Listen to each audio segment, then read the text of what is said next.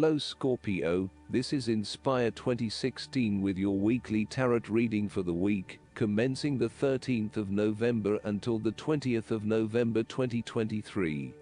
The first card for you is representing, how do you feel about yourself? Your card is the Ace of Wands. Use your creative energy and passion to take the first steps and get this project underway. Even if you like to have everything planned out before you begin down a certain path, the Ace of Wands is encouraging you to listen to your instincts and follow your gut. If it feels like a good idea, it probably is. So, start with a few basic actions to get things underway, and then continue to grow and develop your ideas through more complex actions later on. The important thing is that you act now, rather than spending more time planning or researching. The Ace of Wands is also indicative of a time in your life where you have a breakthrough moment, and feel very inspired and motivated about a particular idea or passion. Your eyes have been opened to a whole new world, and you are now very excited about the possibilities and the opportunities that are available to you. You are showing huge potential at this time and are driven by a strong creative force. It is as if there is a latent talent within that is just bursting to get out and be fully utilized. This is also a perfect time to draw upon your imagination and to make your dreams reality. The second card for you is representing, what do you want most right now? Your card is the Queen of Wands. What do you want most right now is to be bold and courageous in your undertakings and actions. Your creative energies are high and you have a good sense of your life direction. You are highly optimistic, confident and full of ideas that you are ready to implement and share with others. You have an ability to express your passions with great authenticity and courage. The Queen of Wands is a natural extrovert and enjoys being the center of attention. She creates a powerful first impression and is a likable individual who makes friends easily by being sweet, warm and charming. She wants to be known, to be someone. She has bountiful social and professional networks, and she draws people to her with her charisma and positive energy. She radiates health and vitality, and has an inner vibrancy that fills her with ongoing energy and inspiration. This queen is a natural-born, intelligent leader who actively inspires others. She can be quite the mover and shaker, influencing others through her vision, courage and determination. She instills confidence within you and gives you the power and self-assurance that you can achieve anything that you set your mind to. The negative side to the Queen of Wands is that she can sometimes be stubborn, particularly if she pursues an ambition or goal for too long, and burns herself out in the process. Even the Queen of Wands is not invincible, even if she thinks she is. At times, she may also be deceptive, overbearing, irritable, righteous and even tyrannical, particularly if you get on her bad side.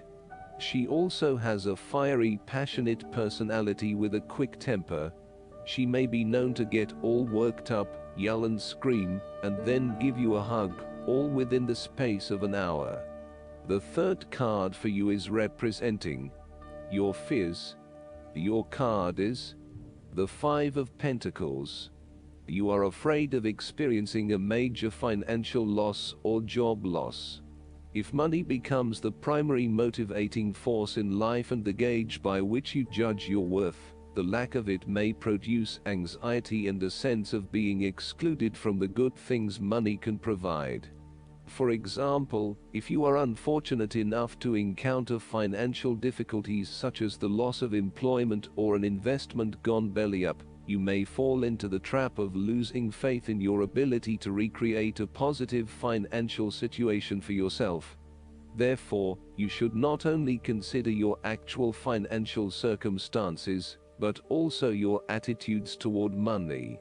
What fears do you have around money and wealth? Are you anxious about never having enough, Or do you have faith in your ability to manifest what you need to live a prosperous, fulfilled life, no matter what your circumstances? Often wealth is based as much on your psychological state as your actual financial state. You may find new sources of income, a new job, or someone has offered to help you out while you get back on your feet. You may be starting to feel as if life is worth living again, and starting to regain your self-confidence. Finally, you can see a way out of your financial difficulties, and your hope is being renewed. The Five of Pentacles can sometimes indicate the persistence of inner spiritual poverty. It reflects a time when you feel isolated and alone, even if surrounded by many people.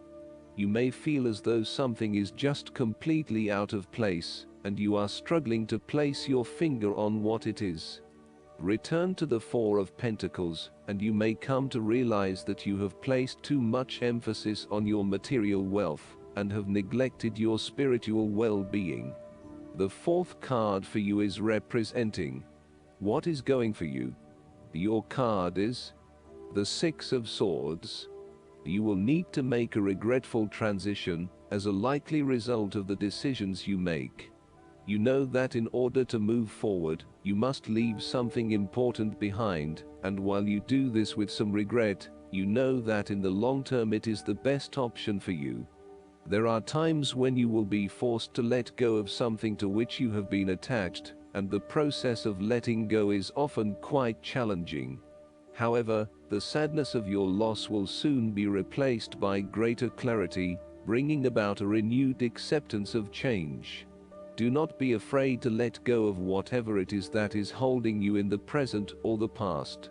Instead, look to your future and choose the best option that has the greatest long-term potential. There are going to be some hard decisions and some compromises that you will need to make, but this is ultimately a rite of passage that will take you into a new phase of your life. You need to realize that you are now headed towards a much better position in life. You have endured, or are currently enduring, a difficult life transition, but as a result, you will be more able to deal with what may come. Do not dwell on the past or what you have left behind. Instead, use this as an opportunity for changing your beliefs about yourself, moving away from whom you used to be, and towards whom you really want to be. The fifth card for you is representing what is going against you. Your card is the Ten of Pentacles.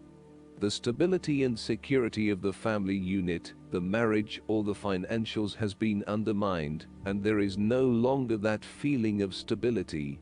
In some cases, it can mean that a marriage has come to an end very recently, and it is now going through a process of divestment. In other cases, it can mean that this is a temporary state of flux, and there is still the possibility that it can get back on track. This card indicates financial loss, problems with investments, and lack of resources. Despite a lot of time and effort, there seems to be many limitations to future success as a result of a poor foundation. In some cases, this card represents the problems of money, such as fears about finances and quarrels over property, as finances become an impediment to the enjoyment of life. It could indicate that you are beset with financial burdens and responsibilities. In a relationship reading where the relationship is relatively new, the Ten of Pentacles suggests that while you are keen to progress this relationship further, you are still not 100% sure that it has potential for the long term, and you may be questioning whether your partner is truly husband/wife material or not. You may be looking for a long-term relationship, but you are unsure that your partner is going to be the one who will provide that long-term commitment. Similarly, if you are single, the Ten of Pentacles suggests that you are looking for a fun relationship at this stage, not anything more committed than that. You would prefer something that is just casual, but still secure enough to know that you are a couple. The last card for you is representing the likely outcome that you may have. Your card is The Two of Swords. You will be faced with a difficult decision, but you are attempting to hide from it, and pretending to yourself and others that if you ignore the decision long enough, it will go away of its own accord. However, the decision will not go away simply by your willing it to depart. Your conscience will eventually force you into facing your refusal to deal directly with the situation. The Two of Swords therefore serves as a reminder that life's decisions are frequently quite difficult and raise the possibility of painful consequences. However, you must take the bull by the horns and make your decisions with your best intentions, fully aware of the possible consequences. Avoidance will ultimately lead to a greater conflict. The blindfolded woman in this card is also an indication that you lack the information you need to make the right decisions at this time. You may be missing something, such as threats or potential risks, alternative solutions, or key pieces of information.